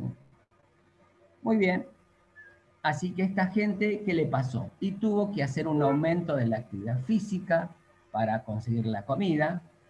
La comida fue más escasa, eran 1.200 kilocalorías por día, y disminuyeron de peso. En 7 semanas disminuyeron 8 kilos, más o menos, ¿sí? ¿Y qué pasó con los valores bioquímicos? Disminuyó la glucemia en ayunas, aumentó la remoción de glucosa, disminuyó la insulinemia, disminuyeron los triglicéridos y el colesterol. Pero claro, tenían que cazar lo que comían. Entonces, podemos decir, la nutrición y la actividad física son los pilares de un estilo de vida saludable. Bueno, sí, hace mucho tiempo que, bueno, Hipócrates dijo, mens sana in corpore sano, ¿no es cierto? Es tener una actitud integral, una salud integral, y una actitud mental en un cuerpo sano es lo ideal. Bien, la verdad que nada de esto es cierto. La cita que nosotros hacemos de Hipócrates no es de Hipócrates, es de Juvenal, que era un romano, no era griego, era un romano, y vivía 100 años después de Cristo, y escribió esto como una sátira, y tampoco tiene el sentido que nosotros le queremos otorgar ahora, sino tenía más bien un sentido de que el hombre debía orar para tener un cuerpo sano, pero en realidad esto fue interpretado muy jocosamente y se hacían chistes con eso en la Roma de la época. No tenemos todavía nada claro de la gran pregunta: ¿por qué la nutrición y la actividad física son los pilares de un estilo de vida saludable? Todavía nos estamos preguntando esto. Ahora bien, Goldstein en el año 1961 toma un grupo de perros, ¿sí?, y les induce contracción muscular por estimulación eléctrica. Luego de eso, les saca sangre a esos perros y los transfunde a otros perros que estaban en reposo. ¿Y qué sucedió? Bueno, mejoró el manejo de la glucemia de los perros que estaban en reposo, ¿sí? Por lo tanto, se postuló la existencia de componentes humorales inducidos por el trabajo muscular. Año 1961. Entendían que la actividad física producía algo, ¿sí? En el año 83, Cannon y Clocker hicieron otra experiencia, esta vez fue con humanos. Le pidieron a humanos que hicieran 1 hora de bicicleta, sacaron una muestra de plasma, después se la inyectaron por vía intraperitoneal a ratas. ¿Y qué les pasó a las ratas? Bueno, elevaron la temperatura, tomaban temperatura rectal, y también hubo una reducción de las concentraciones plasmáticas de hierro y zinc. Entonces, aislaron un componente pirogénico, o sea, que aumentaba la temperatura, que era desnaturalizable por calor, y con un peso molecular de 14.000 daltons. O sea, estamos hablando de algo proteico, ¿no es cierto? Entonces se concluyó que durante el ejercicio se liberaba una proteína mediadora de la fiebre. Entonces el ejercicio se comienza a ver que el ejercicio produce cosas, ¿sí? Y de a poco se fueron haciendo estudios y se fueron encontrando diversas sustancias que se producían durante el ejercicio.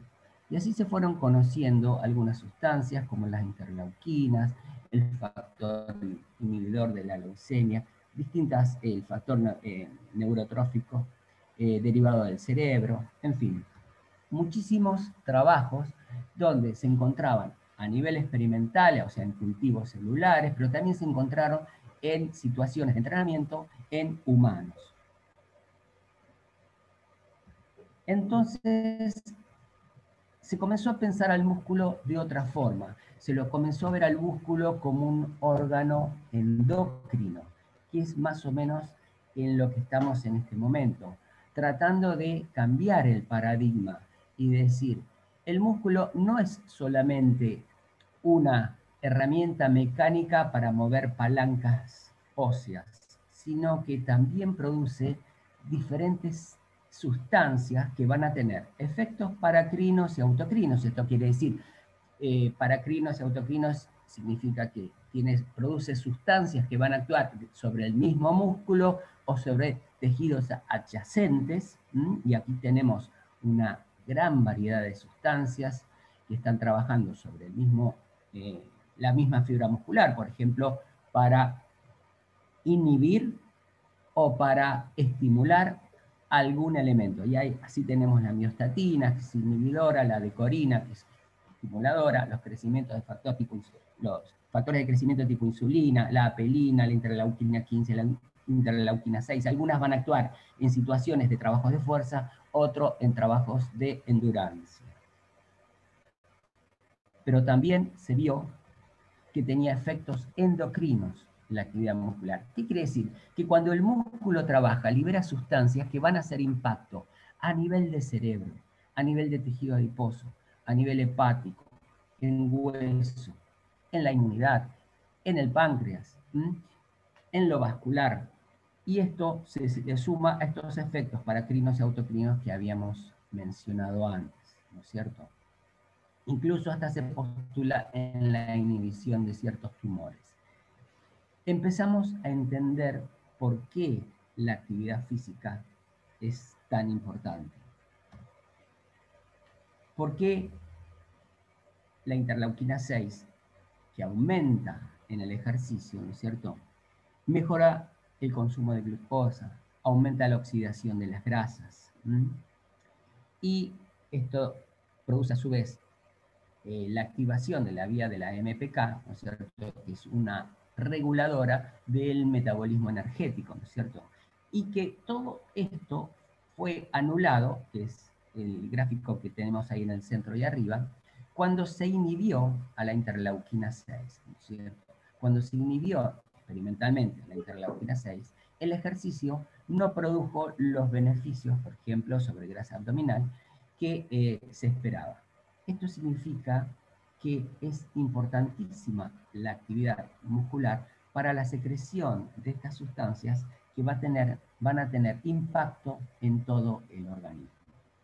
La decorina, por ejemplo, que es liberada en el ejercicio, ¿cierto?, actúa aumentando factores miogénicos, la follistatina, que tienen que ver con algunas situaciones como es, por un lado, el crecimiento muscular, estimulando el crecimiento muscular, y por el otro lado, inhibiendo algunas sustancias que están relacionadas con la disminución de la aptitud, como son la miostatina, como la trofina 1, ¿sí?, más relacionados con lo que es sedentarismo.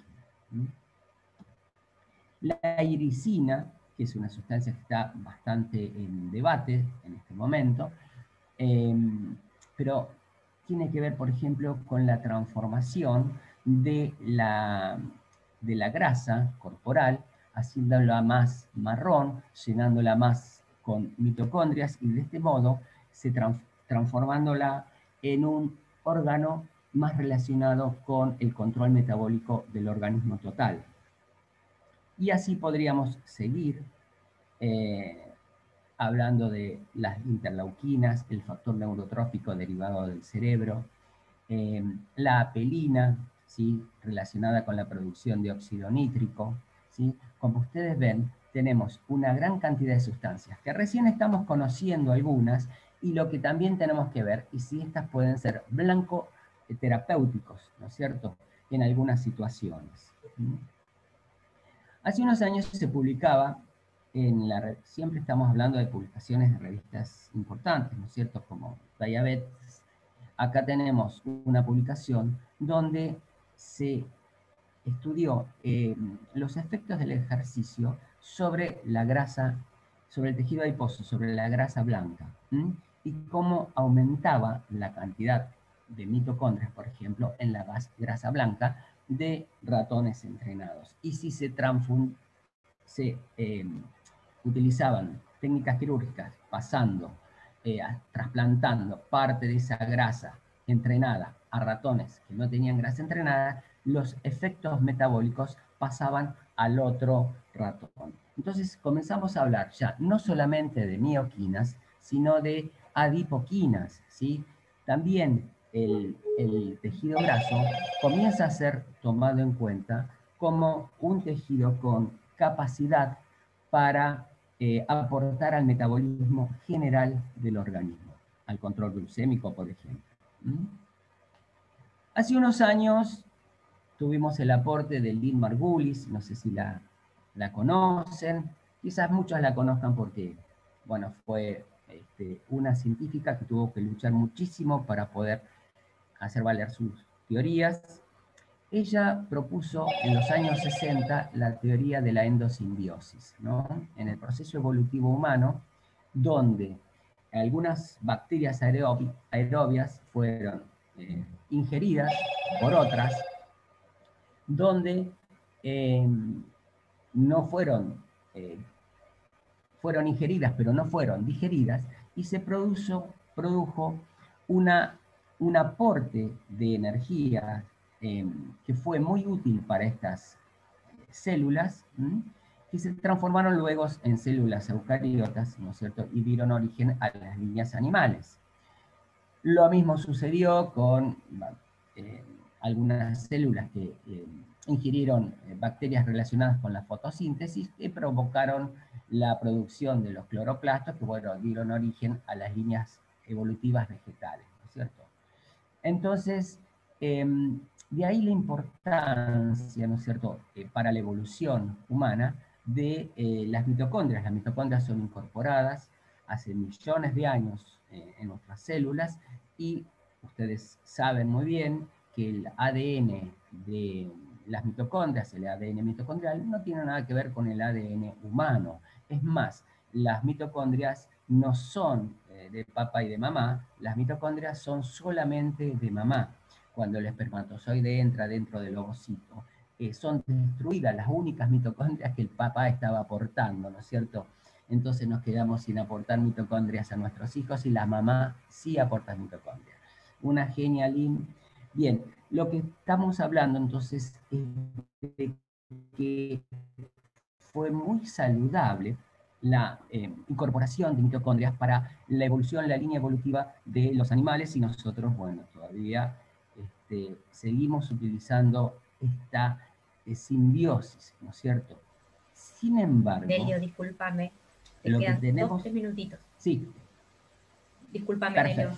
Nelio. Si nosotros, no hay problema, si nosotros nos beneficiamos con las mitocondrias, también es importante que las mitocondrias se las mantenga activas para distintos procesos, ¿no es cierto? Cuando las mitocondrias se ponen inactivas, por ejemplo, cuando hay un aumento de la acumulación de lípidos, cuando hay muy baja estimulación de la oxidación mitocondrial y donde pueden sobrevenir diferentes enfermedades, como por ejemplo la insulinoresistencia, ¿no es cierto? No nos vamos a detener demasiado en eso, ¿no es cierto? Las mitocondrias comienzan a sufrir, ¿no es cierto? Nosotros necesitamos, a través del ejercicio, tener una salud mitocondrial, y la mitocondria tiene que aumentar en número y en capacidad, pero también tenemos que remover mitocondrias dañadas, y esto es lo que promueve el ejercicio. La salud mitocondrial, también mediada por muchas de estas sustancias que promueve el ejercicio, ¿cierto? Ya vamos terminando, vamos a hablar un poquito de miometaboquinas. Entonces, ya son sustancias que son producidas por la contracción muscular, por el músculo esquelético, que tienen impacto en todo el metabolismo. Otro ejemplo es el ácido aminoisobutírico o BAIBA, que es del catabolismo de la timina, ¿sí? Que tiene que ver con la producción de esta sustancia, el músculo esquelético, y a su vez esta sustancia va a tener una función en el control del metabolismo lipídico, de la regulación de la insulina, de los triglicéridos y del colesterol total. Y lo último que estamos estudiando ahora es el microARN, ¿no es cierto? Ustedes saben que el ADN tiene segmentos que son no codificantes, que se llaman intrones, y estos segmentos no es que o sea, no codifican para una proteína, sin embargo, tienen muchísima importancia en la regulación de muchas acciones. Y durante el ejercicio se modifica la expresión del microARN. Por ejemplo, les voy a dar un ejemplo, por ejemplo, de remodelación cardíaca, ¿no es cierto? Así que este es todo un área nueva, el estudio del microARN que tenemos. Entonces, a modo de conclusión, y para que Nico pueda responder muchas preguntas, seguramente mucha gente le quiere preguntar cosas a él, podríamos decir que nos hemos dado cuenta que la alimentación y la actividad física están unidas, son inseparables para tener calidad de vida. Pero que cuando hacemos actividad física, el músculo esquelético no es solamente un órgano contráctil, sino que es un órgano endocrino, productor de muchísimas sustancias que todavía estamos conociendo, que muchas de esas sustancias pueden llegar a ser blancos terapéuticos para tratar muchas de las patologías que tenemos en estos momentos. Y muchas gracias, Marcia. Y gracias a todos. Nelio, súper interesante, para nada aburrido, quédate tranquilo que, digamos, fue diferente a lo que veníamos escuchando, muchos términos nuevos, muchos conceptos nuevos, tal vez lo que estamos más volcados a lo que es específicamente deporte y diferentes deportes. Para mí hubieron muchas cosas que fueron sumamente novedosas, ¿sí? Esto de la interacción y bueno, así que van a haber muchas preguntas para vos también, pero tenemos 15 minutitos tal cual como venían prolijitos, como lo habíamos pensado, 45 minutos para cada uno de ustedes y dejamos los 15 minutos para el final para las preguntas. Dale. Veo, si quieren habilitar, Nico también, el doctor, ¿usted quería agregar algo, algún comentario, algo que lo veo que está desmuteado? No. Bego, ¿tenés alguna pregunta vos que quieras hacer o empiezo yo con las preguntas para Nicolás y para Nelio? Arranca, vos arranca. Arranco yo. Marcia, perdón, Marcia, si me permitís aclarar una cosita. ¿Sí? Para todo lo que me están pidiendo material, no hay ningún problema. Se los envío. No sé si se alcanzó a ver mi correo, si no, yo se los escribo ahora en el chat para que me escriban y yo le envío el material en lo que pueda aportar, se lo enviaré sin problema. Súper, gracias Nico. Mira, la realidad es que yo lo que fui haciendo es anotando las preguntas que iban haciendo para los dos en el chat y lo que voy a hacer es, como tampoco hay mucho tiempo y como hay muchas preguntas para los dos, la idea es unir un poco las preguntas que fueron más prevalentes, ¿sí? Y en general las preguntas para lo que es deporte, para lo que fue la charla de trail, tienen que ver con la parte de alimentación durante la práctica, durante las competencias, focalizado más en lo que es las estrategias para cubrirle lo que es hidratos de carbono. Y también hubieron varias preguntas que hacían hincapié en la recuperación, principalmente en las competencias que duran varios días, como el cruce, cómo recuperar, recuperar lo que es recuperar. En general eso, manejalo vos lo que preguntan, pero en general apuntan a lo que es hidratos de carbono. Así que como eso tal vez fue parte de lo que fue más rápido, si querés explayarte un poquito, Nico, si querés usar las diapositivas y mostrarnos un poco sobre ese tema, bienvenido. Bueno, sí, lo hablo, Marcia, lo digo. O sea, la agresividad de la recuperación va a estar dada en base por un lado, como bien decís vos, si es una carrera por etapas, si es una travesía de varios días, y en segundo lugar va a estar dado en base a con quién voy a trabajar, que es lo primero que yo pude hablar. Considero que hay personas que son deportistas de alto rendimiento que ya generaron adaptaciones en un montón de cuestiones, no solamente nutricionales, sino también de termorregulación, y que probablemente para una persona físicamente activa, o vamos a decirlo recreativo, como dije hoy, probablemente en esa persona requiera de otro tipo de recuperación, con otro tipo de estrategia. También vi que preguntaron sobre la suplementación que se utiliza. La mayoría de los consensos internacionales hablan de sí o sí el hidrato de carbono presente, si puede ser de absorción rápida mejor. El agregado de proteínas también, la mayoría de los consensos, ya desde varios años. No hay, Marcia, si no corregime, Nelio, no hay muchas cuestiones diferenciales de lo que son o de cómo se fueron dando los posicionamientos de las referencias a nivel nutrición deportiva.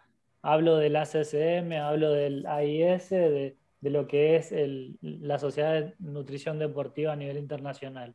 Entonces, teniendo en cuenta la recuperación, voy a decir, bueno, a ver, es una persona que corrió el cruce de los Andes, cuánto tiempo estuvo corriendo, ¿sí? ¿Qué nutrición tuvo previamente? Porque eso también tiene mucho que ver. Si yo no tuve una alimentación, a ver, y esto lo decimos siempre en la mayoría de los cursos o seminarios que se dan, si la persona no tuvo la semana previa, ni que hablar las 12 horas anteriores, que hoy lo nombré anteriormente, una buena hidratación y una buena nutrición, es imposible, por más que yo le dé la cantidad de hidratos necesarios, el mejor suplemento. Yo ya hice, entre comillas, macana en la semana previa a la carrera. Entonces yo no lo voy a poder recuperar al 100% a ese deportista si yo sé que en la semana no estuvo haciendo los deberes, ¿sí? Entonces, rehidratarse en una primera instancia, recargar ese glucógeno que está deplecionado y repararlo con el agregado de proteínas si es necesario. Se evalúa muchas veces el deportista, hay muchos, sobre todo en los ultramaratonistas, que pasa que cuando terminan después de estar tan exhausto y con un estrés constante durante muchas horas, se les cierra el estómago y te dicen, Nicolás, a mí no me entra ni un gramo de fruta, nada, no me vaya a dar nada porque no puedo. Bueno, y por eso yo no tengo una sola respuesta, Marcia. Es como que cada deportista es muy particular y yo no puedo decir, bueno, la recuperación tiene que ser así. No, no. Vamos a ver con quién voy a trabajar. Si una persona me dice, a mí no me entra un gramo de hidrato de carbono, bueno, ¿cómo hago con ese deportista? ¿Le doy un batido para que no tenga que masticar, pero agrego nutrientes? ¿Le doy un suplemento? No, la proteína no la tolero. Bueno, se van presentando estos escenarios. Por eso no quiero ser tan absolutista en dar una sola respuesta. No sé si se entiende. Nico, bueno, te hago Sí, un aporte sí, excelente. sí, sí. Sí, es el concepto. Bueno, les adelanto todo que justamente en el Congreso voy a tener la charla de suplementación, así que vamos a hablar ahí un poquito más extensamente de todo lo que es clasificación de suplementos y utilización de suplementos. Pero me parece que el concepto es eso, ¿no es cierto? O sea, tratar de tener una prescripción correcta de la nutrición y una realización de la prescripción, que a veces son dos cosas totalmente diferentes. La prescripción de la alimentación, de la nutrición y la realización, ¿no es cierto? Porque esto va con las posibilidades económicas, la cultura, quién cocina, quién es el sponsor, ¿no es cierto?, de cada uno de los atletas. Pero básicamente lo que tenemos que hacer es tener la nutrición correcta. Y después el suplemento puede ser necesario. Hay que ver que si son suplementos nutricionales per se, o si son ergogénicos, o si son suplementos que tienen alguna indicación médica para estar suplementados. Pero es correcto tu postura, Nico, excelente. Perfecto, bárbaro. Te hago una pregunta a vos, Nelio, y después la dejo a Bego, ¿sí? Nos pregunta Juan, ¿cuál es tu opinión con tanta evidencia científica respecto a los beneficios de la actividad física? ¿Cuál es tu opinión porque hay tan pocas políticas públicas que estén dirigidas al aumento de la actividad física en general, ¿no? Que hay pocas o que no hay políticas públicas. ¿Cuál es tu opinión respecto a esto que está preguntando Juan? Sí, en realidad lo que muchas veces no se tiene en cuenta son las relaciones de costo-efectividad, ¿no es cierto? Y a largo plazo es mucho más costo efectivo que la gente haga en la escuela, que tengan, por ejemplo, 1 hora de actividad física todos los días y no tener más centros para hacer intervencionismo cardiológico, ¿no es cierto? Pero es proyectar a largo plazo, ¿no es cierto?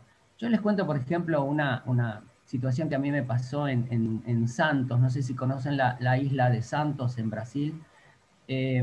Yo fui de chiquito a la isla de Santos y la verdad que era un puerto muy importante, era sombrío, imagínense en todo lo que es la vida del puerto, prostitución, contrabando, en fin. De chiquito salí asustado. Y cuando fui de grande, bueno, cambió todo Santos, es maravilloso. ¿Y qué pasó en esos años? Bueno, un intendente de Santos se dio cuenta que lo más importante era invertir en educación. Invirtió en educación y a largo plazo, y cambió la ciudad, y ahora es uno de los sitios con mejor calidad de vida del mundo, ¿no? Yo creo que un poco ahí es el tema, ¿no? Darnos cuenta de que hay que invertir en educación y pensar a largo plazo. Mientras pensemos en cosas muy cortas, eh, es todo costo inefectivo, ¿no es cierto? Es verdad. Bego, ¿tenés alguna pregunta para...? Sí, a ver. Bueno, primero hay felicitaciones para los dos, ¿sí? Por las dos ponencias de todas partes del país, ¿sí? Porque hay gente de todas partes, inclusive hay gente de Paraguay que les está escuchando, de Uruguay. Bueno, y fundamentalmente son para vos, Nicolás. Bueno, mucha gente pide más tiempo para, sobre todo para que te explayes en lo que era el plan de alimentación y en qué tipos de hidratos de carbono usás, en el entrenamiento de fuerza intra y competencia. Hablan de si hay una edad límite para comenzar el trail, si tenés alguna experiencia con entrenamiento en ayunas, te tiro así, vos después fíjate, a ver, y después, ¿qué opinas sobre el suplemento HMB? Te maté, ¿sí? Fíjate vos a ver con qué. 20 preguntas hiciste, Bego, era una pregunta. Sí, bueno, tengo muchísimas más, pero bueno. Bueno, a ver, generalmente la persona busca siempre, no hablo de los que preguntaron, ¿no? Pero hablo en general, siempre uno está buscando una respuesta única y repito lo que dije hace 3 minutos, 4 minutos atrás, no existe una respuesta para todos, por eso el trabajo que se va dando, yo hablo específicamente en esta disciplina deportiva, porque surgen cada cosa que hasta uno como profesional se sorprende, porque yo no puedo extrapolar los libros a la práctica porque muchas veces no pasa eso y no lo puedo aplicar. Lo mismo pasa, y voy a dar un ejemplo muy claro, cuando yo tengo que hacer una recarga de glucógeno, yo no puedo darle una cantidad de hidratos de carbono de 10 a 12 gramos, que es lo que hablan algunos consensos, porque si una persona viene consumiendo un promedio de entre 3 a 4 gramos y yo de golpe me voy para arriba sin hacer una progresión de hidrato de carbono, yo lo único que voy a hacer es generar una intolerancia gastrointestinal, que la persona se sienta súper incómoda. Bueno, y un montón de cuestiones que se dan cuando yo hago un aporte de hidratos muy elevado. Entonces, trabajar la progresión nutricional y, como dije hoy, trabajar la flexibilidad en el abordaje es parte de que yo vaya conociéndolo al deportista. Entonces, me decís alguna experiencia en entrenamiento en ayuna. La verdad que no tuve experiencias con ese tipo de estrategia. No quiere decir que no sirva, posiblemente pueda servir. Ahora, no todos somos iguales y la respuesta que va a tener el organismo va a ser diferente en todos los seres humanos. Por eso no se puede hacer esa correlación de lo mejor que hay es esto, vamos a aplicar a todos, y lo mismo pasa en el campo del entrenamiento. No me voy a meter ahí, pero digo, siempre están los extremos. Entonces yo trato en todo momento de salir de ese blanco y negro, bueno y malo, ¿sí? Y de tratar de aplicar esto, el conocer al otro, el de escucharlo y ver de qué manera uno puede ir aportando desde la nutrición lo mejor posible para cada individuo en particular. Yo siempre hago el mismo comentario, ¿no? Todas las indicaciones y todos los consensos, ya sea el consenso del Comité Olímpico, lo que ustedes mencionaron, de la Federación de Atletismo, son prescripciones que son estáticas, y es nuestro rol como profesionales de la nutrición hacerlos dinámicos en función del contexto personal de cada uno. Así que entiendo perfectamente, Nico, que no puedas encontrar una única respuesta para todo, porque no la hay. Nelio, antes que me olvide, nos están pidiendo que pongas en el chat la forma de conectarte, no sé si preferís un mail, una página, o como lo que vos, para que te puedan escribir, ¿sí? Bego, ¿alguna otra pregunta? No sé si el doctor González y Fantino quiere aportar algo más. Perfecto. Sí, por favor. En principio, quiero felicitar a estos dos grandes expositores que nos llenaron de satisfacción el escucharlos. Realmente, muy sinceramente, felicitaciones. Pero yo quería hacer una pregunta saliendo un poco digamos, del deporte competitivo y trasladarlo un poco a la patología que vemos en el envejecimiento y en la sarcopenia, por ejemplo, que tanta fragilidad, y es un problema de los viejos, que en general les produce una muerte o una calidad de vida muy mala. ¿Qué importancia tiene la actividad física de fuerza para recuperar, y qué posibilidades tiene de recuperar en parte ese músculo perdido, y el aporte de proteínas que en general en los pacientes de edad está disminuido? Tenemos que obviamente aumentarlo en este caso, teniendo en cuenta su función renal, y si es después o antes del ejercicio que ustedes lo recomiendan. Bueno, Nico, ¿querés responder vos? ¿Querés que yo responda? Como quieras. No hay problema. Respondelo, Nelio, y yo después voy a agregar algo. ¿Puede ser? Sí, bárbaro. Bueno, sí, la sarcopenia es uno de los grandes temas en el adulto mayor, y quizás el planteo nutricional tiene que cambiar radicalmente, ¿no es cierto? O sea, el abuelito no puede tomar sopita, el abuelito tiene que comer las mejores proteínas que les podamos dar, porque necesitamos sostener su masa muscular, y también tiene que realizar actividad física, y no es salir a caminar, tiene que hacer trabajos de potencia el abuelo. ¿Potencia qué significa? Pararse y sentarse, por ejemplo, trabajar en una sentadilla simple como es sentarse y pararse, hacer trabajar la musculatura para poder sostener la musculatura. Es importantísimo. Desde el punto de vista de qué tipo de nutrientes ya específicamente, lo que necesitamos es crearle un ambiente anabólico, ¿no es cierto? Como cualquier atleta que está realizando un trabajo de hipertrofia. Los estudios difieren un poco si es bueno o no hacer una ingesta pre-post de proteínas o incluso aislados, pero sí tener en cuenta que a lo largo del día se le den toda la variedad de aminoácidos posibles, o sea, para que tenga una buena oferta para la construcción de masa muscular, ¿no es cierto? O sea, la idea es crear un ambiente anabólico repartido en las comidas del día. y obviamente elegir las mejores proteínas para el abuelo. Sí, yo lo único que me gustaría agregar, Nelio, es con respecto a los trabajos de fuerza, cada vez hay más evidencia científica de los beneficios que tiene el trabajo, los diferentes tipos de trabajo de fuerza en las diferentes franjas etarias. Y los adultos mayores no están exentos, digamos.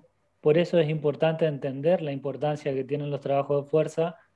Y con respecto a la nutrición, es como dice Nelio, y es la mayoría del sustento y de la contundencia científica que hay en la distribución proteica durante todo el día para favorecer esa síntesis de proteína muscular, que es lo que uno está buscando, y más en estos casos, en esta franja etaria. Muchas gracias.